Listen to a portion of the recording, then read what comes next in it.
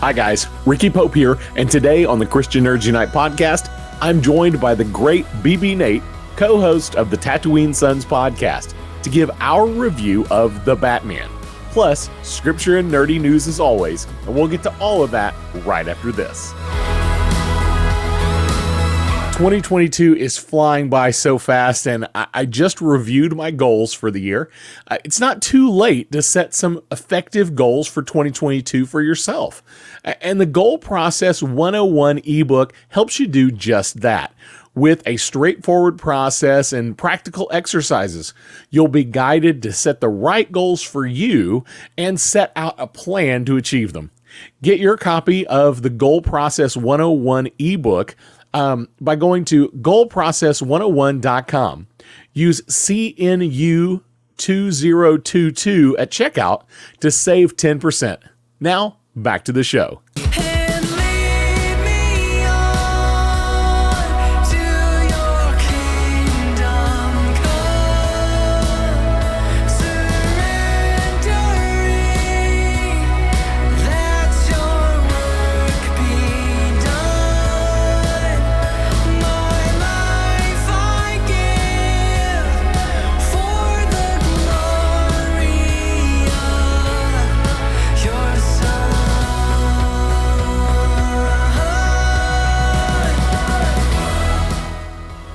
Let's get started with some scripture.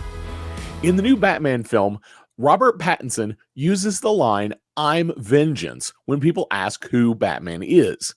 And at the end of the film, they flip the script a bit and make it clear that he is hope. It makes me think of these two sets of scriptures that I'm about to read.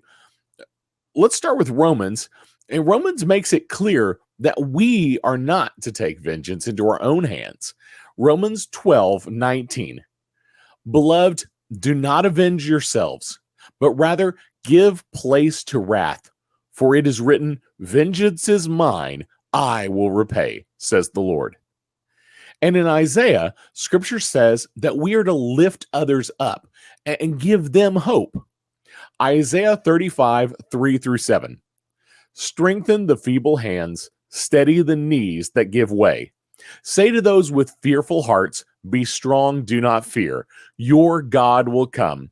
He will come with vengeance. With divine retribution, he will come to save you. Then will the eyes of the blind be opened and the ears of the deaf unstopped. Then will the lame leap like a deer and the mute tongue shout for joy. Water will gush forth in the wilderness and streams in the desert. The burning sand will become a pool, the thirsty ground bubbling springs. In the haunts where jackals once lay, grass and reeds and papyrus will grow. Now let's get to some nerdy news.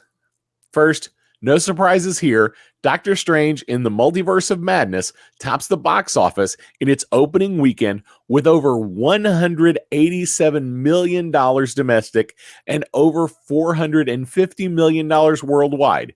The biggest opening box office take so far in 2022, but still trailing behind Spider-Man No Way Home's opening weekend of over $260 million domestic. In Doctor Who news, Ncuti Gatwa is set to be the 14th Doctor in the long-running time travel adventure Doctor Who. With Jodie Whittaker's final episode as the Doctor coming this fall, we're hopeful to see a regeneration scene and the first reveal of Ncuti Gatwa this year. Russell T Davies will be taking the helm as showrunner in 2023, and Doctor Who celebrates its 60th anniversary that year.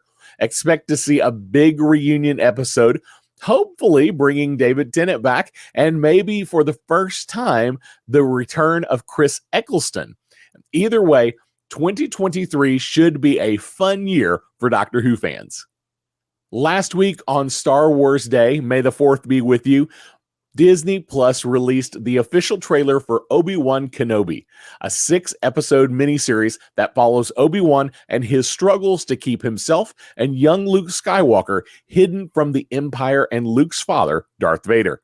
The trailer gives us only a few story points, but the most poignant one is when Obi-Wan says that Luke needs to be trained and that Uncle Owen wants him to have no part of Luke's life.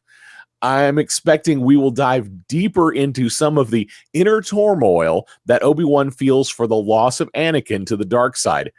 Releasing May 27th on Disney Plus. I can't wait. It's time for our review of The Batman. I am joined this week by the great BB Nate Jesse, one of the co-hosts of the Tatooine Sons Podcast.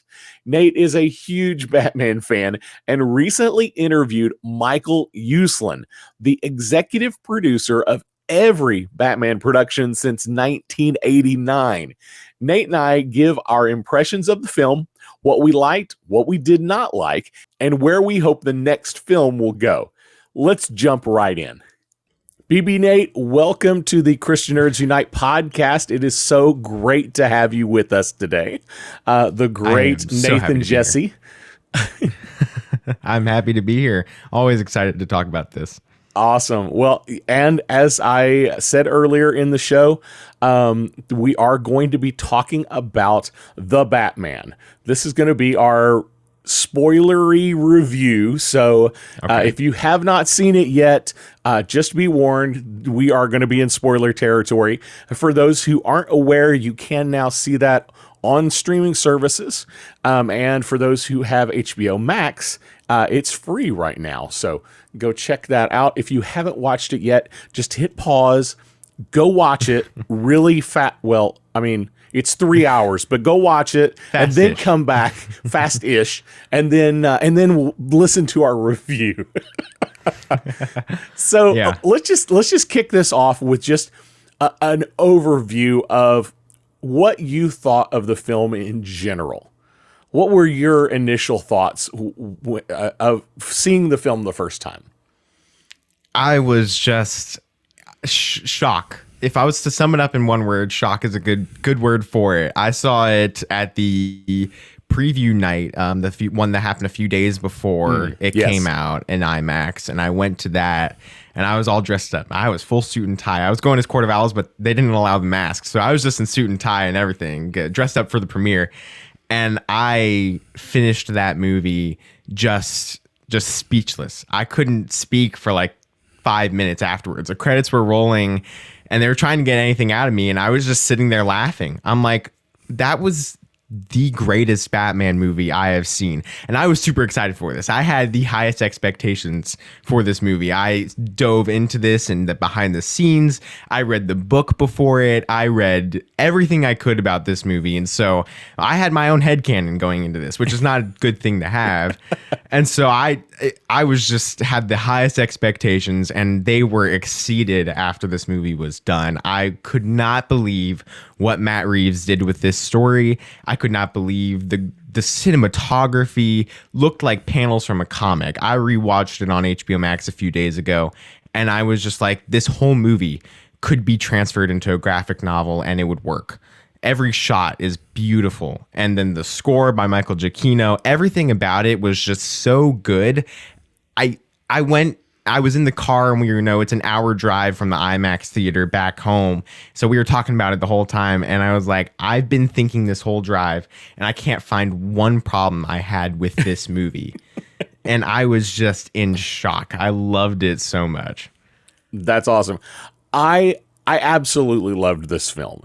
I thought it was really gorgeous. You mentioned the music. The score is beautiful. And I want to talk a little bit about some of the musical hits that they have in the show, which I thought were rather interesting along the way. And you might have thoughts about those as we go. But I really thought it was beautifully done. It was so well done. And I'm a bit of a cinema snob, especially when it comes to visual effects and CGI. And I really thought this movie was done so well. The CGI blended in so well that it didn't pull me out of the film, which honestly has been an issue for a lot of the DC movies for me. A lot of the DC movies, the special effects and the CGI have pulled me out of the moment because they just didn't feel like they were finished. And this just did. It felt like everything was done. Now, there was some of this, there was some of the thing that a lot of people complain about, movies being so dark that you can't actually see the action. Yeah. There was some of that going on, and but it fit the theme. It fit the really movie. did. So I really did like the way it was put together. I thought it told a great story. It was super, super creepy. And honestly, when I watched it, film noir and horror are the two genres that I thought this felt like it fit well in.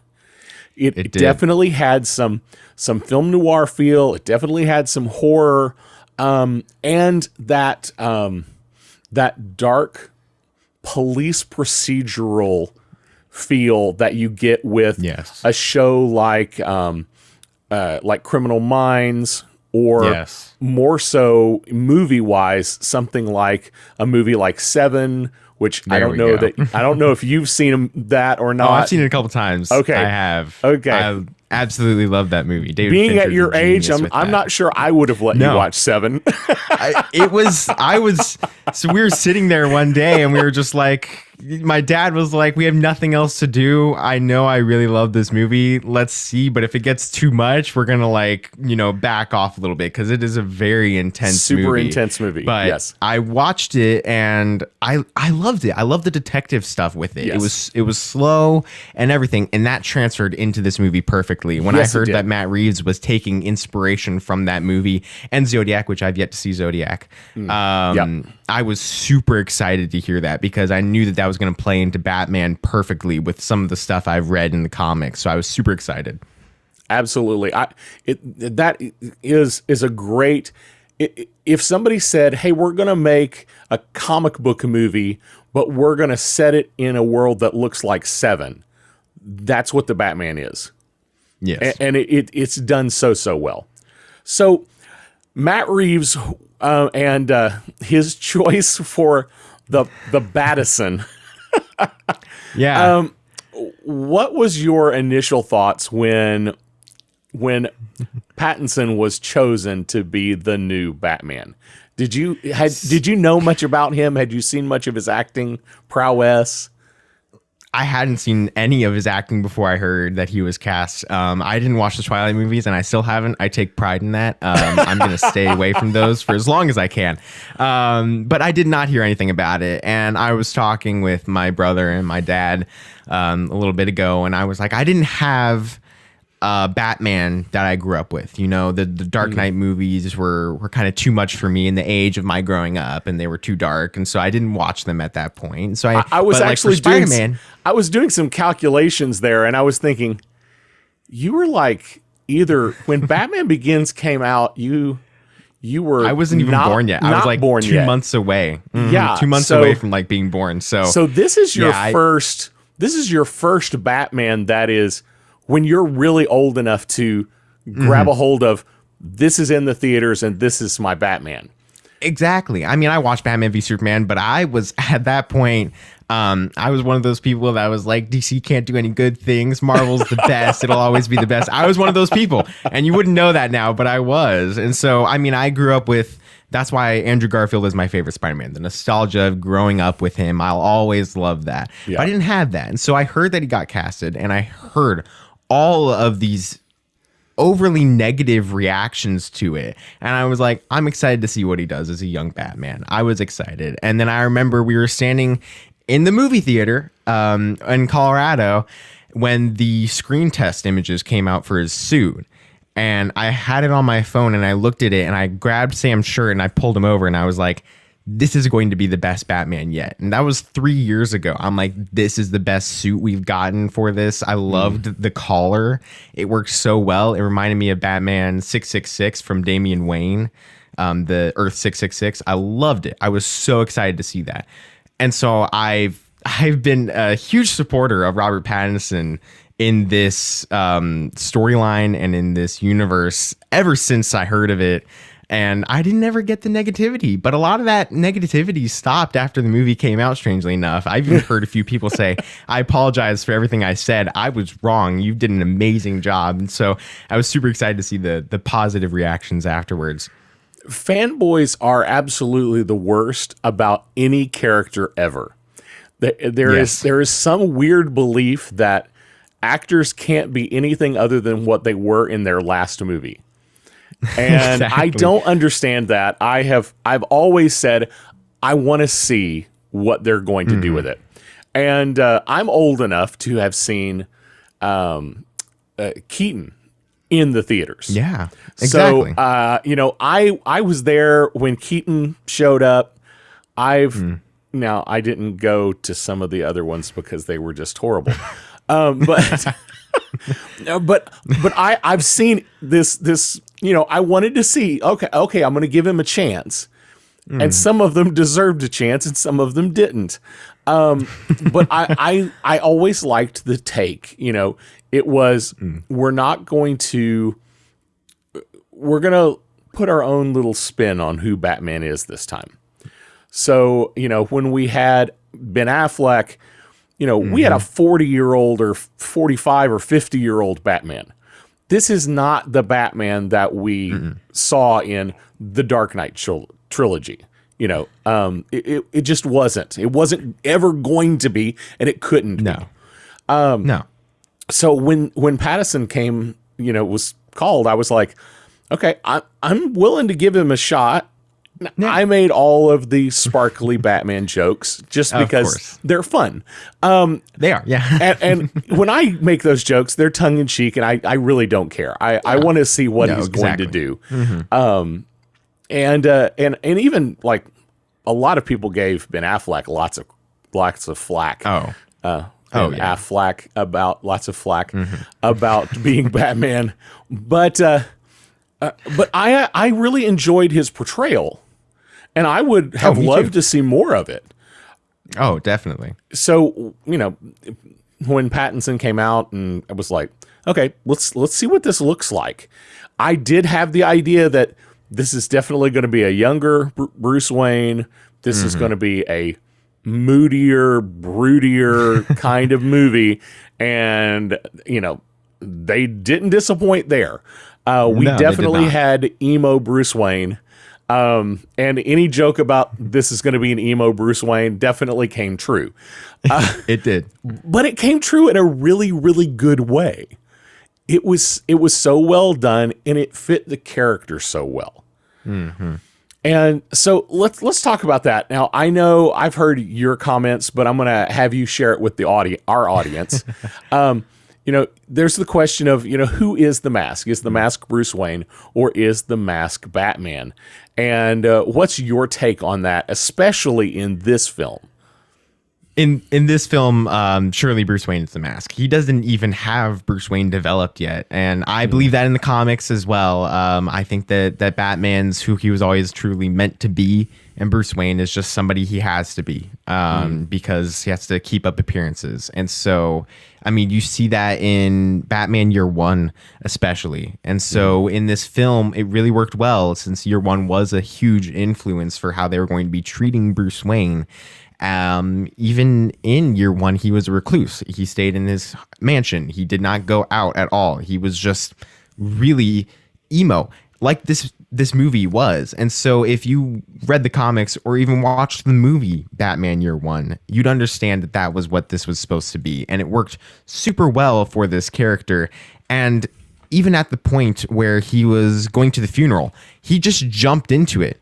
He absolutely jumped straight into the Bruce Wayne role because he understood that was going to allow him to track Riddler better. And so that worked super well with this movie. I think Robert Pattinson did an amazing job portraying this version of Bruce Wayne because that helped with the story. It helped with Batman. You could tell he was his own with Batman. And even at that point, when Riddler pointed that out, he pointed out that Batman's who he truly is. And he knows that got Batman to the point where he's like, okay, maybe I need to back off from this persona for now, create another one, because this is getting dangerous at this point. And so that's what we see at the end with the amazing final monologue, which I absolutely love that whole scene. I think that it worked well with developing what this next Bruce Wayne is going to be in the Batman 2, which I hope we get an announcement for tonight. But I'm really excited to see where this goes, and I'm excited to see Bruce Wayne develop even more at this point. Absolutely. I totally with you on that. In this movie, definitely the mask is Bruce Wayne, and I'm not even sure there's a mask. It's as though he is Batman all the time. He's just Batman with a cowl and Batman without a cowl. Exactly. There really is no Bruce Wayne, and there's just this guy that doesn't wear a cowl sometimes. But that whole idea, I think, is interesting. It makes the character interesting when you get to say, the secret identity isn't really his identity at all. Yeah. And this idea of loss and grief, and that is a theme that I see throughout this film. Yes. Loss and grief. I love the fact that this is not the titular origin story where we see a young Bruce Wayne's parents killed in the street, and we see him become Batman because of it. But the threads of that story are weaved from beginning to end in this film. And I want to get into some of that because, we see now you mentioned you read the pre-novel. I'm not sure exactly what to call it. It's not a novel of the movie. It's kind of a prequel, but not exactly. It is a prequel. That's how they described it. It's called Before the Batman. So that's really all it was. It was a prequel, and it told the story of Bruce Wayne very well without even touching on the crime alley story. They never touched on that even in the prequel novel. They wanted to keep that out of there. They started the prologue was before it, where they were talking with Thomas Wayne announcing his candidacy, which we see in the movie as well. And talking about noticing this boy staring at him. This is from Bruce's point of view, and he's like this boy with very thin glasses, very thin looking, just staring at him. And I was like, no way! They brought in Riddler all the way at that point, and then we see that in the movie too. So throughout the whole thing, it was fantastic. The book actually added a lot to this movie. Even just in a couple shots you saw it that were good references to the book, especially with the Batmobile, since most of the book was about the Batmobile and him building it, but it also added more to Riddler's backstory because apparently Riddler and Bruce met before that with the Batmobile. So it was super interesting to read that book. Well, and along with that, I told the audience earlier that, you're part of the Tatooine Sons family. You, your brother, and your father, who do a podcast together. And you guys talk a lot of family stuff a lot of times. And this whole story about grief and suffering, the loss of fathers, the loss of parents is a big issue throughout this whole film. I mean, it's alluded to, and in the book, I think it's made plain that the Riddler's, he's an orphan. We have Catwoman talking about she picks up strays, which is an implication that she's taking care of other people that no longer have family. Batman has lost his parents, and Alfred is a surrogate father of sorts. So we've got all this fatherhood or loss of fatherhood, and then we've got the mayor and his son in the film. When the mayor dies, we see the son like throughout the whole movie.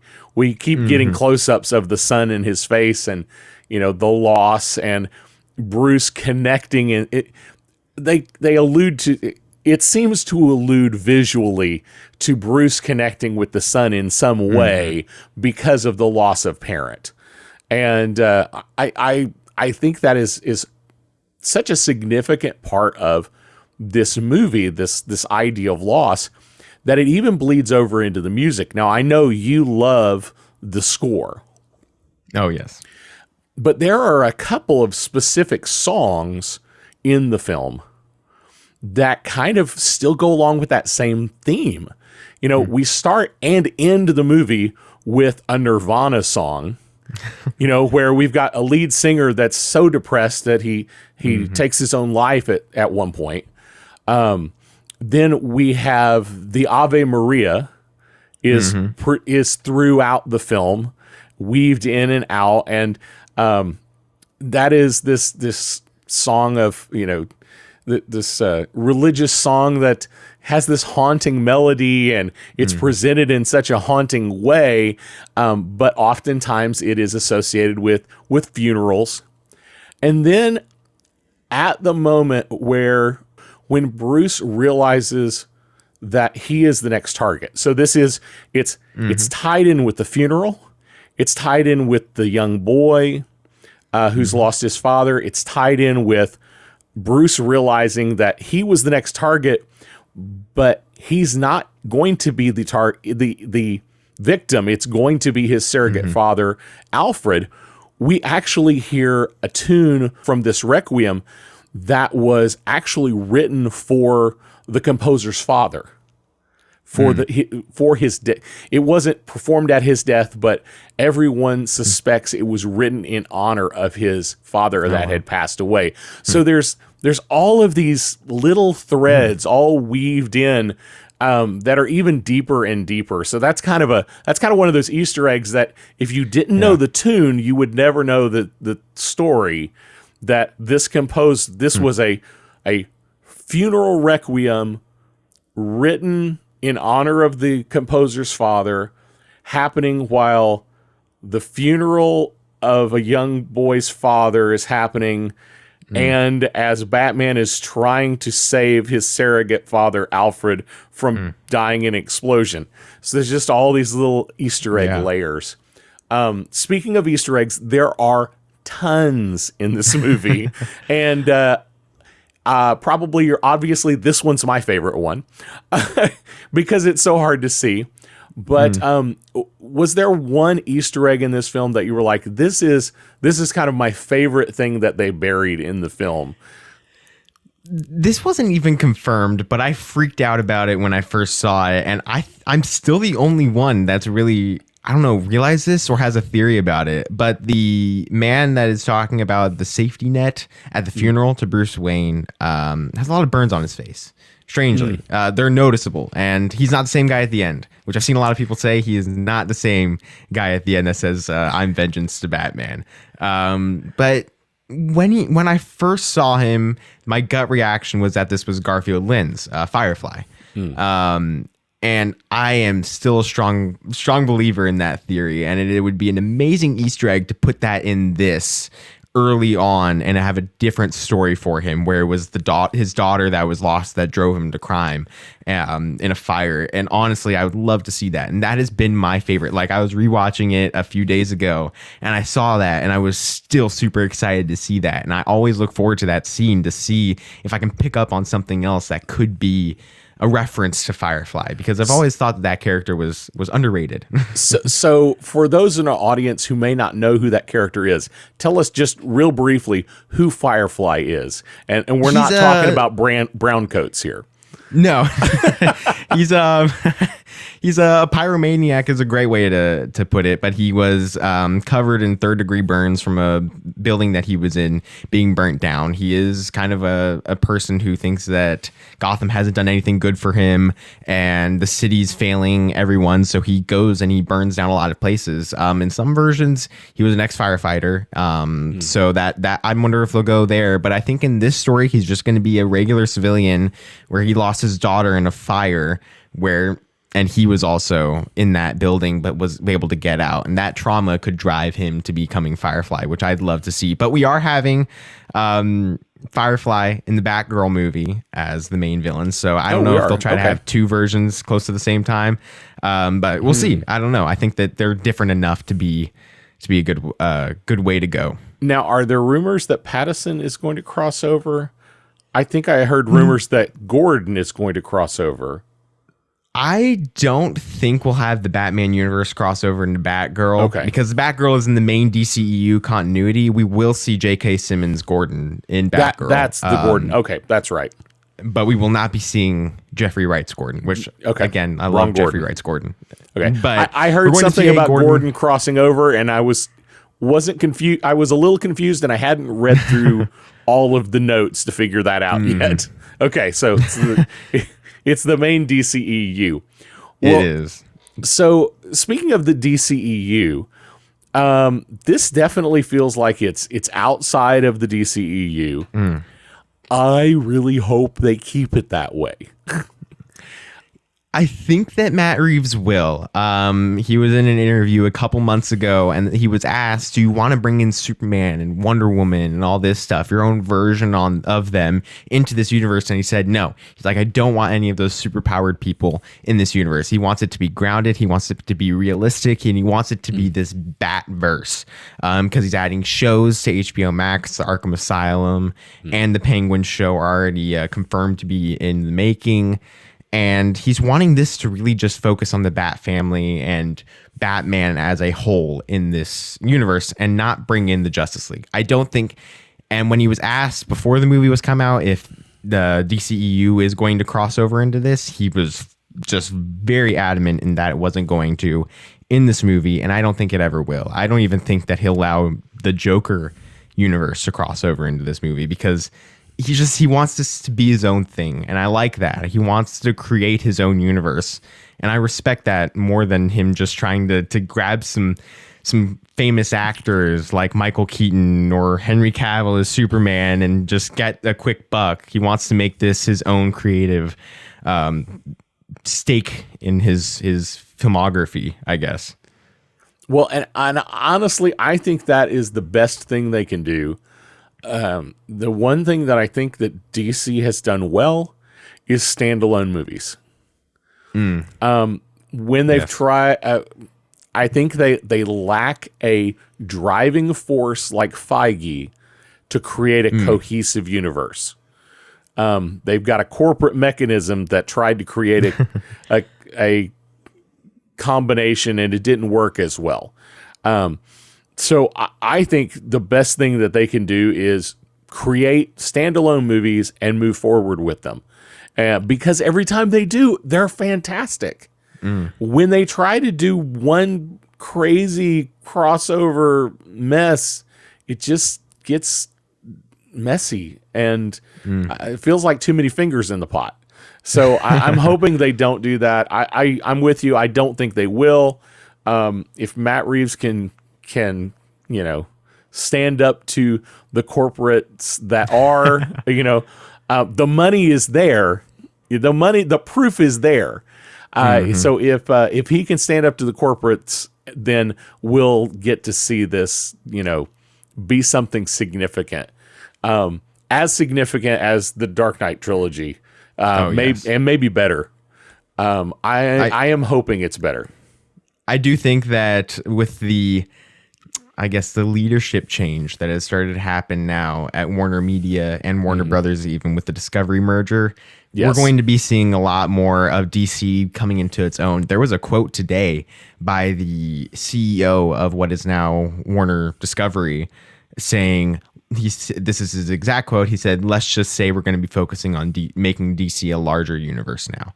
And so he's planning on making DC, and he was in even interviews before the Discovery Warner Brothers merger was even finalized. And he said, they were asked, what are you going to focus on now that you will be working with Warner Brothers? He said, DC. He said, Batman, Superman, and Wonder Woman, those are the things that bring in money, and I want to make them the best they can be. So I think that now we see that Matt Reeves is doing so well with this universe, very well. The box office intake was crazy for this movie. Yes. So I think we'll be seeing a lot more creative-driven movies and the directors can actually do what they want finally with the movie, unlike what happened with Justice League back in 2017. Yes.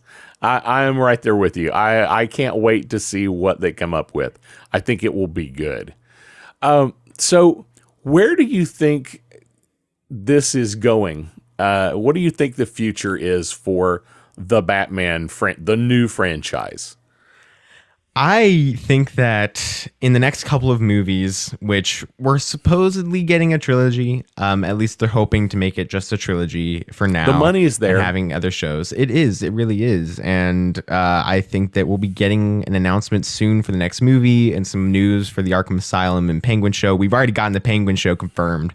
They've already announced that fully. Arkham Asylum is basically confirmed by now. Matt Reeves has talked about it before, but we're sitting here wondering who the main villain or the main drive behind this next couple movies is going to be. It's okay to not explain that with the Batman because this is a movie introducing us to a whole new universe. That's difficult to do. But now we got to know where we're going to be going with this series, what we're going to be doing.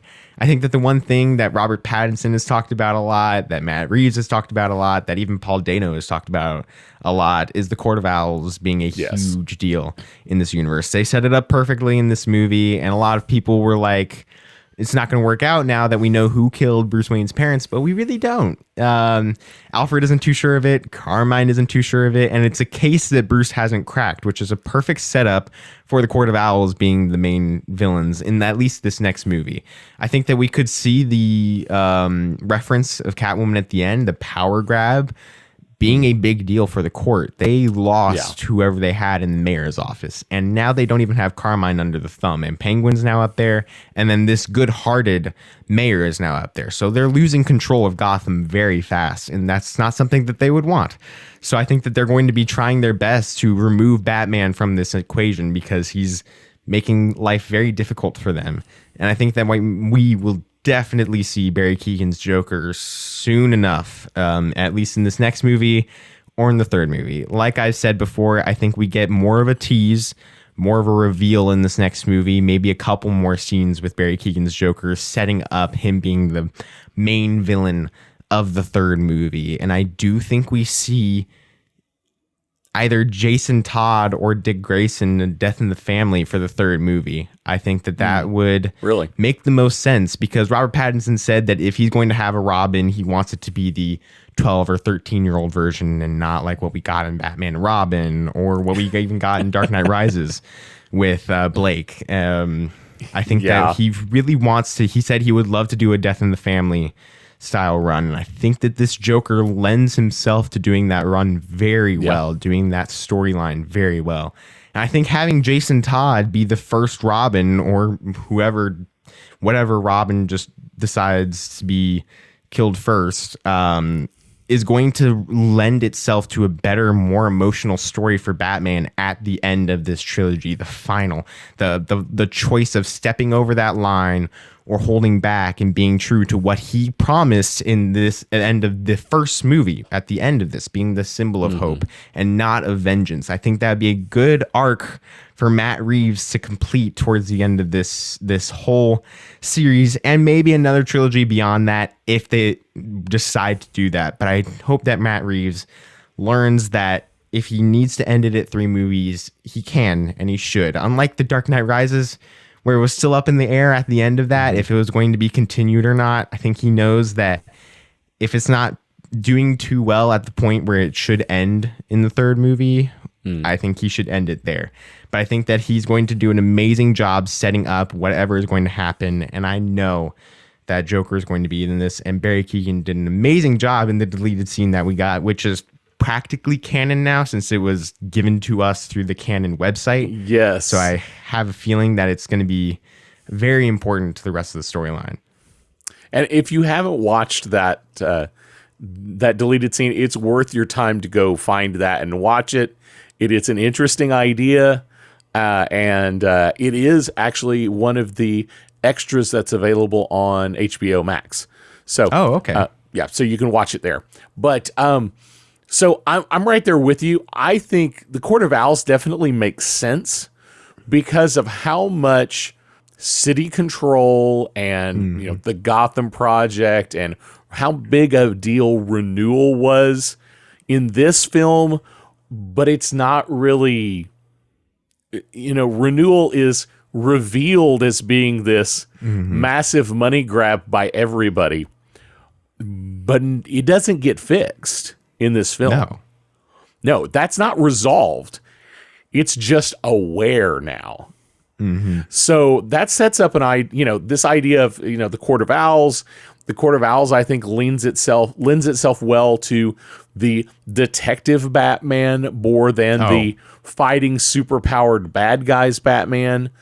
It's a good fit. I'm definitely there with you. And then obviously we did get a tease of the Joker. We've got the removed scene that makes it super clear. And then we've got the little tease that's in the film of the Joker. But we also have one other tease that's maybe an Easter egg and maybe not, and it's not explained. But we do have Batman giving himself an injection of some sort of green liquid that many are saying is venom, which could play into Bane showing up at some point, a real Bane this time. Hopefully he doesn't look like the Bane from the 90s. And hopefully he doesn't look like the Bane from the 2000s either. And we get an actual Bane this time. I hope so. That would follow the Batman Venom storyline from the comics very well. It would work super well for the fact of there is the storyline where Batman is creating Venom for himself because he understands that this is becoming too much for him. He's having to keep moving, not sleeping, losing strength and all this stuff. So he creates Venom and eventually gets addicted to using it to the point where it just is becoming a problem. Alfred eventually stops him from using it, and that's how Bane starts to learn about it when he gets out of the prison. So I think that we might be seeing that in this movie. I'm super excited to see that in this trilogy. Yeah, I think it could definitely be a thing. And you can tell your dad to come in if he would like to say hi. He can't hear us though. He can't, but he just sent me. Is there a problem? Is the house on fire? There's news that we can reveal here. Oh, hey, great. What's the news? CinemaCon, the Warner Brothers presentation just revealed that a sequel to The Batman is officially underway. Awesome. Hey. Yes, not surprised. I would love to say you heard it here first, but we're recording this like 2 weeks before I'm going to get to show it, so we'll have already mentioned it. Well, first you'll hear about it, but I'm super excited. I'm not surprised. I'm not surprised either. I love to think that cinema is made because people love art. But let's be honest, the money was there, so that there was going to be a sequel. 100%. I think that the Warner Brothers presentation just started too, just a few minutes ago. So there's more that they could reveal about the Batman. So maybe we'll hear who the next bad guy is.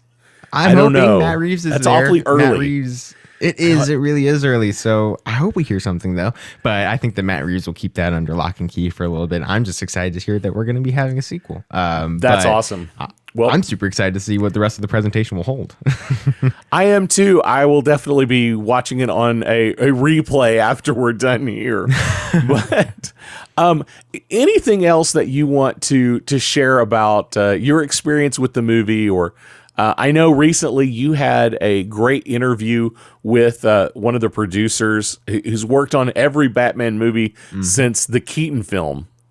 Is there anything that you would like to share that you're like, this is something that you feel is strongly about Batman in this franchise?